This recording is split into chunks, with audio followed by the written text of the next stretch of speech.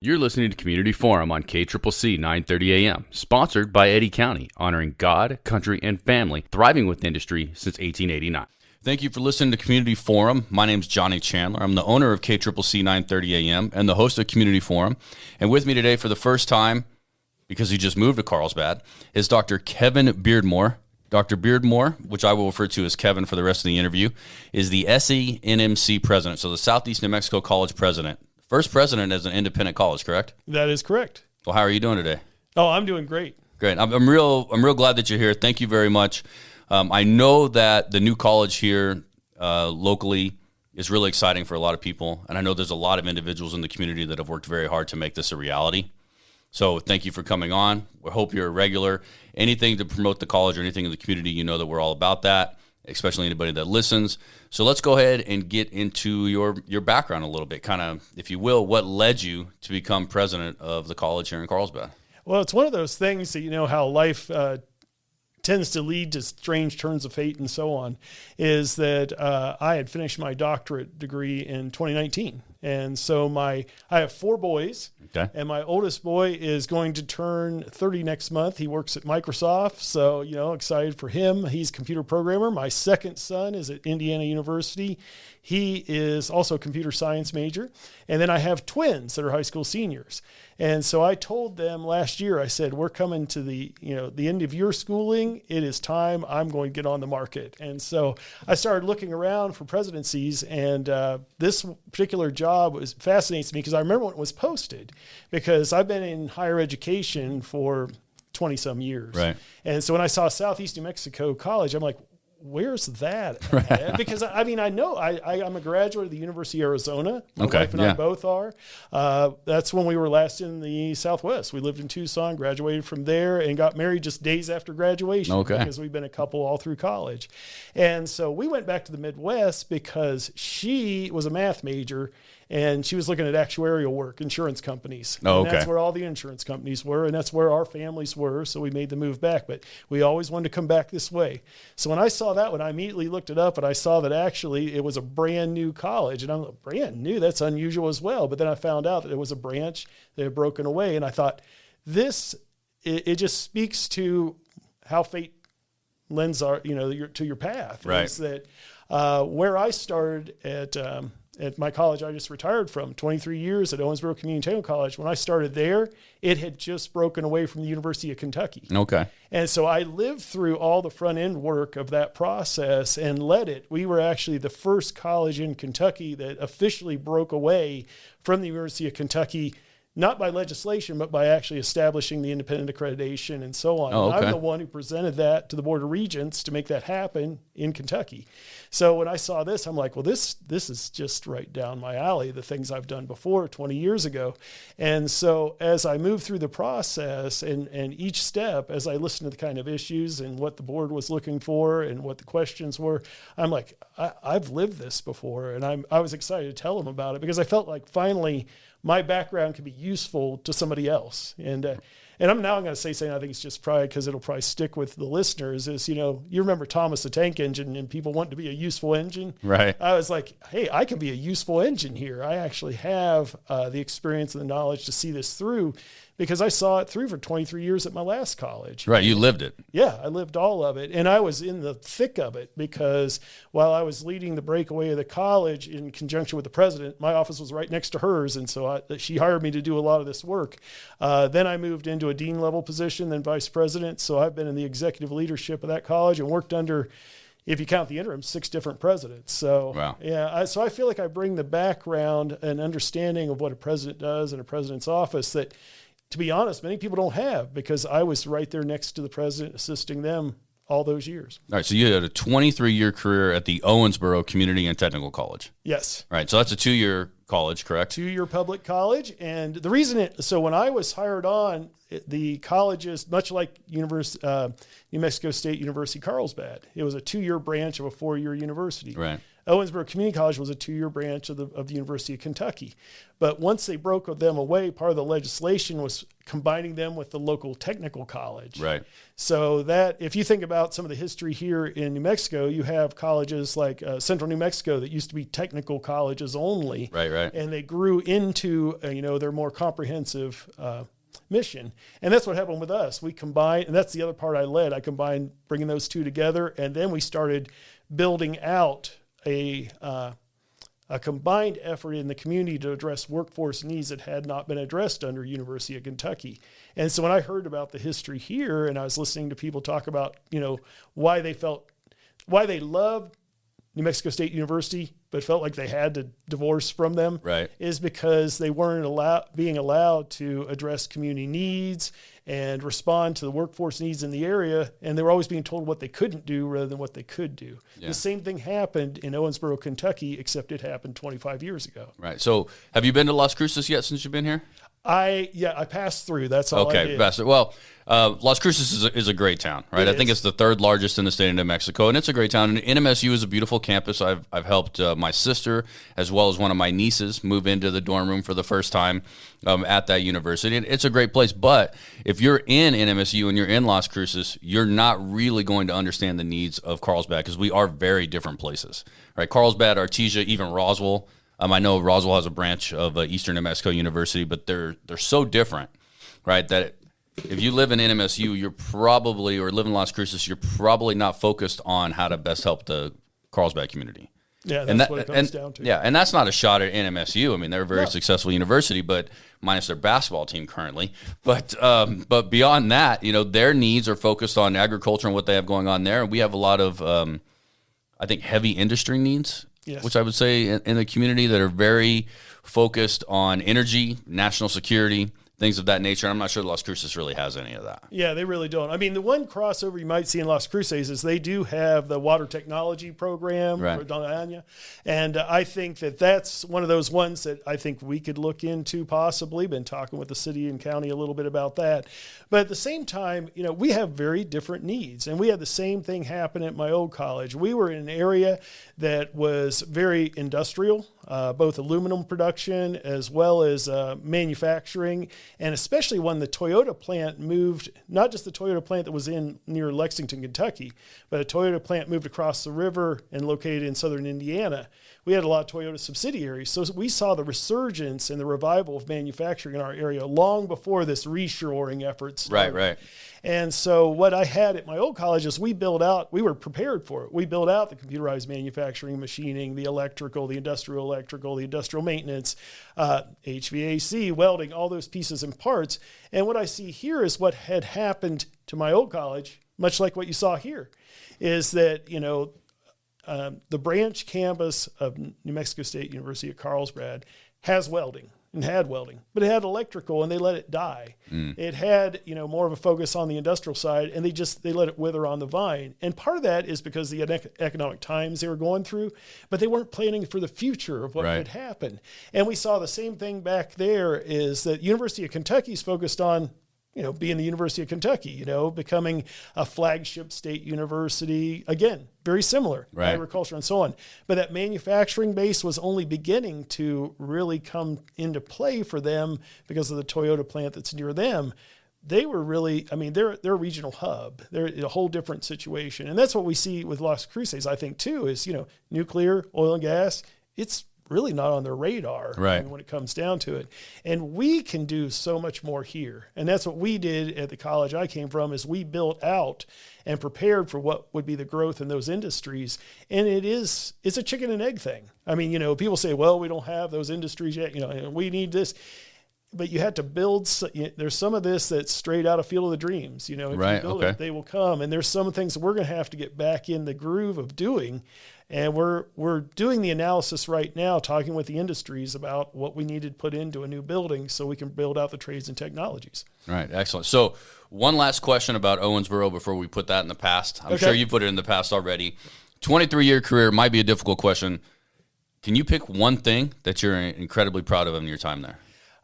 What I'm probably most proud of is that all through those years, not only did I lead the strategic planning process, but I led, and this is now getting into university speak stuff. Okay. They call it institutional research, which is the data side of everything.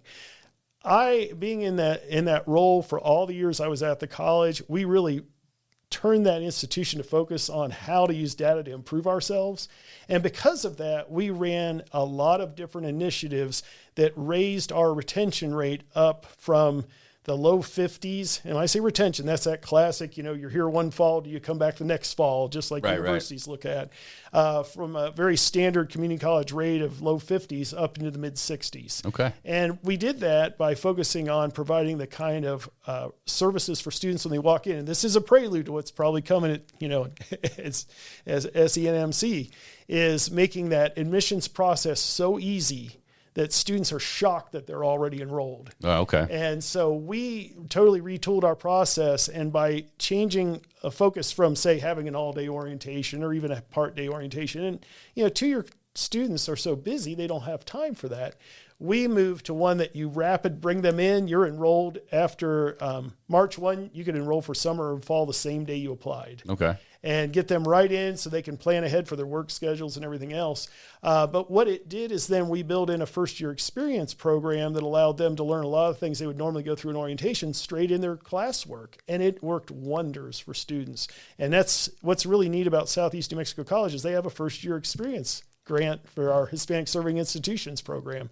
And so we're looking at how we're going to build that out here. All right, excellent. That's that's a great thing, obviously, and that's an important designation that you just made, is as opposed to a regular university. These individuals have careers potentially already, right, or jobs that are basically a career to where they're putting in a bunch of time every week and they're doing this on their own time. I remember when I was in college, I used to always balk at the non-traditional students, right? The ones that were in their mid-30s or 40s that came back because they always asked so many questions. And you're like, what are you doing here? But as you get older, you understand that those are the ones that aren't being paid for school by mom and dad or anything like I was or anything like that. And you actually really gain a lot of respect for them down the line. Anybody that's trying to better themselves on top of what a regular busy life is when you're an adult it's very commendable. So I think that obviously it sounds like that is really great, because you don't have 2 or 3 days to sit in orientation like you are right out of high school to try to figure out how to get things done. Yeah, and you don't have residential housing, at least we don't so far. Okay. And so, building that kind of camaraderie between students and having a place where they can ask a question about anything, as opposed to in a classroom where they're nervous about how the instructor might perceive it. No matter how caring we are, no matter how much our instructors want to help, students know this person's going to give me a grade. So they don't want to ask that. In a first-year experience class, which I've taught, I did the math one time, and it was like, oh my gosh, 1,500, 1,600 students over the years I've taught. And, they can ask anything, and it gets them acclimated to the college, and it brings them in. And you're right. What's beautiful about two-year public college is that it's not just one sort of student. They're not all 18 to 22-year-olds. And I've had some people tell me, that's not the college experience. And I said, actually, it's a better experience than that, because you're getting the life learning from individuals like you're talking about. Right. You see that they're coming back, they're committed to learning, and the interactions they're having there are going to be much more similar to what they're going to have in the workplace than it's going to be in, their freshman, sophomore, junior, senior year of college. Right. Excellent. Yeah, you're absolutely right. So, I believe the community is incredibly excited, and especially somebody with your experience. Right, first-time president. And the fact you spent 23 years at Owensboro probably is a really good sign for Carlsbad. You don't seem like somebody that just cut and runs after you get that experience. So yeah, I still remember when I started at Owensboro, I'd been there about 4 years, and somebody said, well, you'll be gone soon. And I said, why? And they said, well, you spent 3 years in the classroom. You spent 3 years in Indiana Department of Ed. You're probably, and I said, well, not necessarily. I said, I actually really like it here. And that's what this whole plan was, looking for the next home. And that's what I was so glad the board did, is they allowed spouses to come to the interview, not to be in the interview, but to visit at the same time. And my wife, she loved it. And it made all the difference in the world. And I think it made a big difference for the board, too, when they got to meet her and talk with her. They realized this is not a stepping stone. This is one of my former administrative assistants always said, that she saw the Blues Brothers in me, in the sense that I'm on a mission from God. Yeah. Okay. All right. And that's kind of what I am. I mean, I want to see things through and see them change. I'm not here to just go somewhere else. Right. As a 1.5 year resident of Carlsbad, I can tell you this community is great, and they're very welcoming and very open. When you live in a larger city, you kind of miss the idea of multiple restaurants to eat at, but that's really the only thing that I complain about. Yeah, you know what I mean? I told one of the realtors when they were asking me, and I said, this will reveal a little bit too much about me probably, but I said, the only thing I'm missing here is a Whataburger. Yeah, so, right. And I love Whataburger. I just want them to have all day breakfast. And, Yeah, right. I do love Whataburger as well. We were in Texas recently, and they're on every corner in Texas. Oh, yeah. Right. So let's move on to, hopes and dreams and the hard work that goes into growing SENMC. First question for you, has the college been on a bit of life support since NMSU was aware that they were no longer going to be a part of them? I wouldn't say so. What's really neat about what I walked into, because I knew, let me say it this way.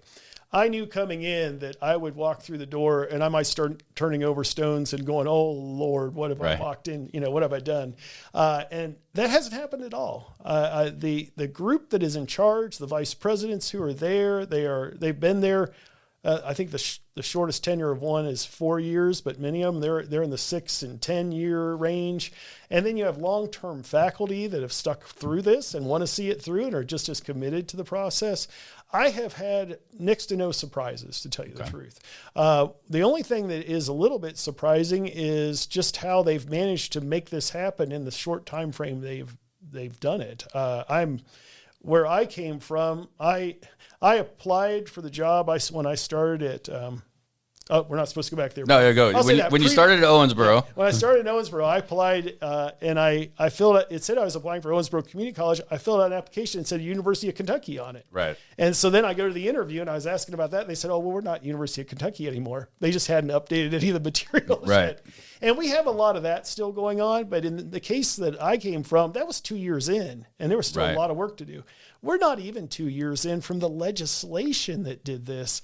And we are just months away from really cutting virtually all ties as far as being a part of New Mexico State University. That'll happen over the summertime. And when I say that, I don't mean that the transferability is not going to be there anymore. I don't mean that the partnerships with the programs and the relationships won't be there, because Dr. Van Winkle, who's over the community colleges for New Mexico State, he and I have had great conversations. We're in the same place on this. The partnership needs to remain. But the decision's been made. I mean, we're separate. But what's really neat is that this group has, I look at your chart as make it happen. It has happened. Yeah. Yep. And there's really no going back now. So the students who are our adult students right now are still in New Mexico State's system. They are our students officially, but they're still in their coursework when they log into class and take a look at online materials. It says New Mexico State. That all ends over the summer. Okay. So already our high school students, our dual credit students, our early college students, they're separate. They're not even in the New Mexico State system. So it is, the process is not just underway, it's about to complete. What do you hope? I mean, I guess this is a pretty broad question, but I'm not very familiar with the programs SENMC currently has. I believe the nursing program is a very successful, large program, one that we obviously want to continue to grow. The early college I've heard quite a bit about. What is this college missing first and foremost? Maybe one or two things. What is it missing that you think we can make immediate action on and really get something going? Yeah, well, what it's really missing, and the change actually happened before I started, and I was excited to see it. So at the December board meeting, they appointed an interim vice president of workforce development, community engagement. What this community needs is the workforce development side and that connection to the local industries and community. And so Dr. Monty Harris stepped into that role, and he's in that as an interim, but we'll be conducting a search next month to get that process underway. But the meetings he's already having with business and industry for planning for our new building, which we'll talk more about as far as what's the big thing that's coming next. And that is that those planning meetings have been great because there's all kinds of programs we could go after. But the real key are those ones where there's intersection between needs of industries. So you take something like, let's just talk industrial electrical. Okay. That's going to work whether you're in potash mining, whether in oil, gas, whether in nuclear, whether you're in construction industry even, because the crossover between the industrial electrical and construction electrical, there are differences, but there are more similarities than differences. Okay. Yeah, that makes sense. And so at my previous college, I have a lot of experience growing those programs out. A lot of people are just shocked when they hear that the college I came from, we actually had outpaced, we just finally did it. It was very close, but we had more electrical students graduating with degrees than business degrees. Wow, okay. And the reason why is it gets back to manufacturing base, but I look here at the industrial base here and I'm like, I think we could do the same here. I think there's a lot of, what we're hearing from industry is they're going out of region, out of state, let alone out of town, right, to find who they need. And we need to be able to provide that for them. And the Department of Energy, I mean, they're just looking to grow as far as what they're doing servicing wise. And so they've already partnered with us, and we have a $12 million grant proposal in the hopper right now that we're finalizing and plans with them so that we can provide for their training needs in a more comprehensive manner. So they've been doing a leadership institute for the college that worked with WIP, but this is going to allow us to do a lot more of the training on the radiologic control side, as well as general safety training. Okay. Well, you mentioned the new building. What else do you want to tell us about the new building? Do we have a timeline? Well, we had a timeline. Well, let me restate that. They had plans drawn up, but the board felt like they were not as responsive as they needed to be to local industry. They really were driven by New Mexico State original thoughts and needs, and so they just put the brakes on that and said, "Okay, we're going to start having meetings with the industries about this." Those meetings are happening now. We had our inaugural meeting at the beginning of this month, and we've already met with Potash, we've already met with local government, we've already met with the Department of Energy, and we're already seeing these links and commonalities between. And so whether you're talking about industrial maintenance on the mechanical side, whether you're talking about the air handling side and HVAC, which applies both in the mines as well as for WIP, as well as for construction, there's a lot of opportunity to grow out our trades and technologies. And we have parts of them already. There are some programs that did not end that New Mexico State, they were still in play. A lot of people don't realize in the backside of our campus, there's a full renovated welding lab. I mean, so we're turning out welders to meet that demand. But when you have welding, you can also go industrial maintenance. Well, we have industrial maintenance, but our training side is pretty small when really it could be much bigger. And that's where it comes back to, again, my background. We built a building to house industrial maintenance, computerized manufacturing, machining, electrical, so on, back in 2007, and it grew so much we built another building. All right. And so that's what that experience right now. I mean, I have permission from my previous boss. I have the plans from those buildings, and we're figuring out what can we take that worked, what can we do better. Right. And so that process is happening right now. The architects we're working from are they're actually ones that came from New Mexico State University partnership, but they totally get that we're separate, and they've been great to work with. They're called 9 Degrees.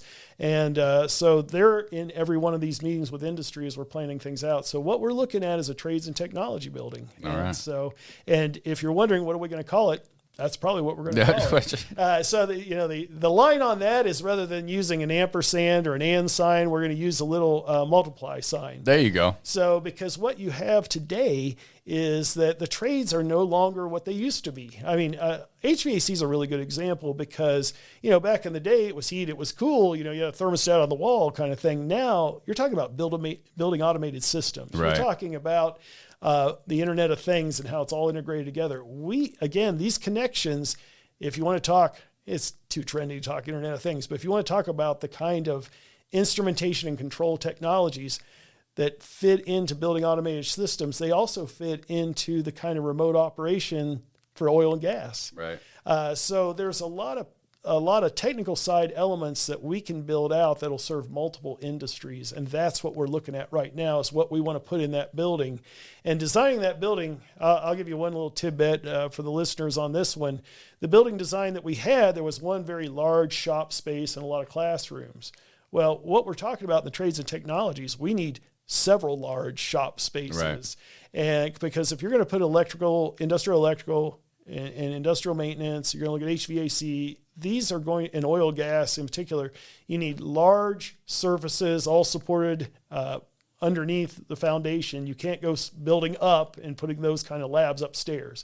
And so that's where we are with the architects, is planning that out and figuring out how to make that work on the campus and in the site, and what we can do to best support these local industries. How many acres do you guys have up there? I don't know that number yet. Yeah, I was like, because I mean, there's room up there. There's plenty of land up there, but it's like, how many do you have versus what you need to grow and the demands of that? Yeah, and a lot of it gets complicated because as far as the drainage patterns and even looking at one of the sites for the building, the number of ocotillos we'd have to remove, right? Which are, I mean, it's called ocotillo trio for a reason. So right. You want to preserve a lot of that.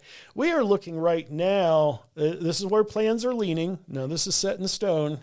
But we're looking at locating that building probably right behind Lowe's. Okay. Because that's an area that we can use. It'll also really set the stage for a new building to be right at the beginning of campus. Right. And really to bring it up a little bit above Lowe's so you'll see it, from the road. Right, and right. be able to have the sign on the side and everything else. Because that's one thing. We have a great location, but we don't have the frontage. Yeah, right. Yeah, that's very. Yeah, I mean, Lowe's is a great store. It's the only hardware store you really go to here in town. But yeah, like it takes a minute to realize that there's a college behind it. Yeah, sometimes because it's pretty dominating. If we can loom above Lowe's and they're just below us, yeah, and I did that. Sorry. Right. No, that's right. So what about you mentioned briefly? Or I thought you mentioned something about on-campus housing. Is that something you guys are looking at? That's actually something the board has brought up, and there's a lot of good reasons to do it. Number one is the nursing program you mentioned. When you're drawing students in because the program's a draw, right. And then they don't have somewhere to stay. And we all know what housing is like in this area. We do. Having on-campus housing will really allow us to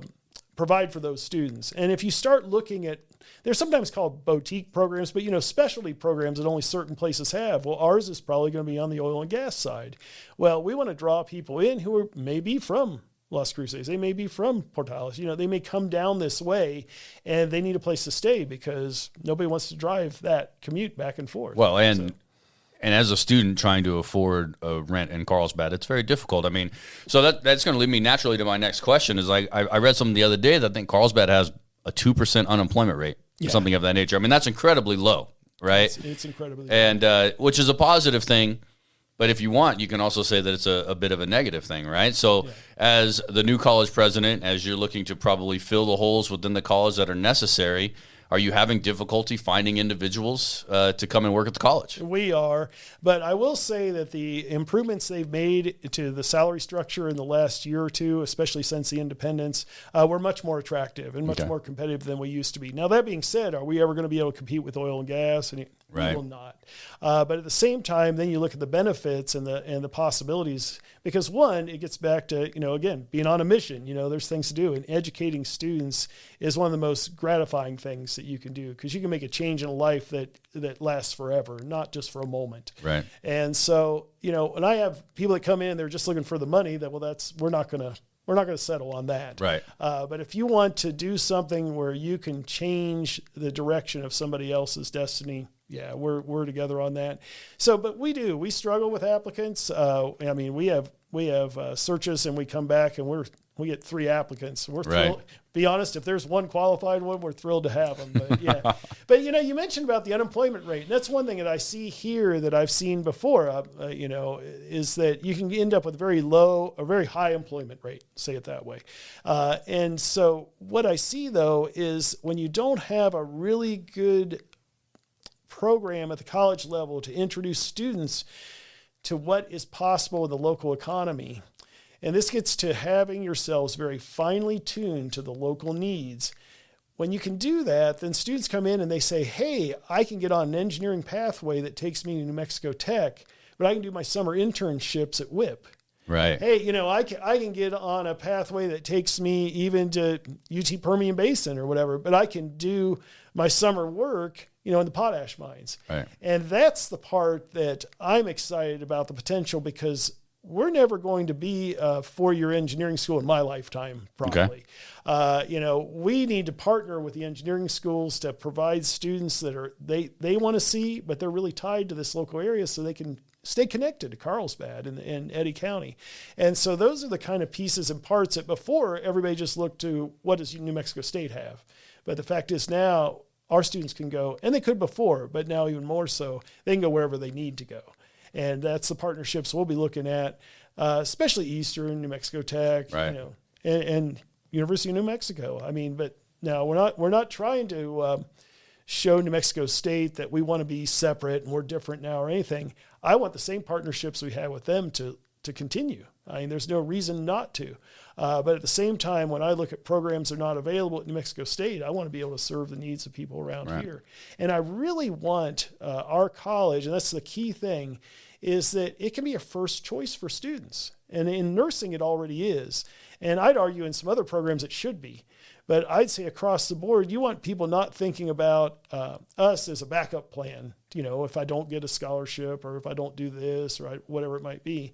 We have programs that we are going, especially in the new building, where we're going to have a facility that'll be competitive with anywhere. Right. And they'll be able to get their hands on right from the very beginning so that they can decide whether they want to go into an engineering field or a science field. Because you'll see at the bigger schools, a lot of times you don't see those kind of experiences until sophomore year. They're Exactly. busy waiting them out, you know, and making them take calculus and physics and chemistry and seeing if they can hack it. That's not what we do here. It's really neat to watch our faculty in action. So when I see a professor who's now helping a student take Calculus 3, and there's only one student who needs Calculus 3. And even at a big school, usually there's not that many sections of them. But like he schedules the whole thing and teaches it independently, one-on-one. And to see the student showing up and engaged, and the reason I know is I kept interrupting the poor student's schedule. We were having meetings, and he'd be like, "Are you meeting today?" I'm like, "Yeah, we have an industry meeting today." And he's like, "Oh, we usually use the whiteboard in this room, you know." And I'm like, "So what are you taking?" Calc 3. Yeah. And that's the kind of thing that I don't know that a lot of the listeners may know is that we can teach those upper level courses. Our faculty have the doctoral studies in mathematics and engineering and so on, and we can help. If you ever catch me taking Calc 3, I went way off course. That is just not for me. All right, so we're almost out of time, but I want to ask you one more question and then give you a closing statement. Okay. All right. So where do you see the college in 5 years? In 5 years, we should have our new building built, our new trades and technology building, which I'll tell you, just the one thing I share with the board is we're going to brand that as trades times technology. But we'll just call it Trades and Technology. It will be the T-squared building. Okay. Multiply your potential. There you go. Yeah, so we're working on, trying to brand that and get that right. That building will be up and running. Our accelerated admissions process will be in place with our first-year experience program serving and building off the funds we have with our Hispanic Serving Institution grants that can help all students, and that's our transfer center. And okay. We have an event coming up later in April that we want people to come and see and experience the college, a transfer fair and a chance to get to know our college. But we will also be looking at the next step that comes after that. And so we talked about campus housing, but we may be looking at some other possibilities too. It really depends on, how much. I mean, one thing that I think is we may need something that's particularly focused on the workforce development side, the community engagement side, if we can grow those pieces out. We're really looking at possibly even renting some space before we are up and running in the building just so we can get things started now. Right. So if things are going well, we will have far more adult students. We will have the trades and technologies back, and we'll be looking at another one is partnerships for teacher ed, because we need to work with to prepare the teaching force of tomorrow, because they've gotten so thin on the teaching side. So we want to be a part of that as well. All right, lots of ideas. So and the pedigree and the background to get it done, in my opinion, from what I've learned about you. So that's excellent. So closing statement, what would anything you want to say?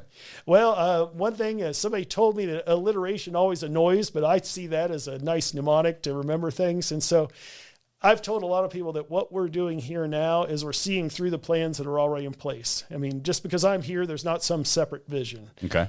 So whether you're talking about the Department of Energy grant, the building, the separation, all these things, they predate me, and we're going to see those through.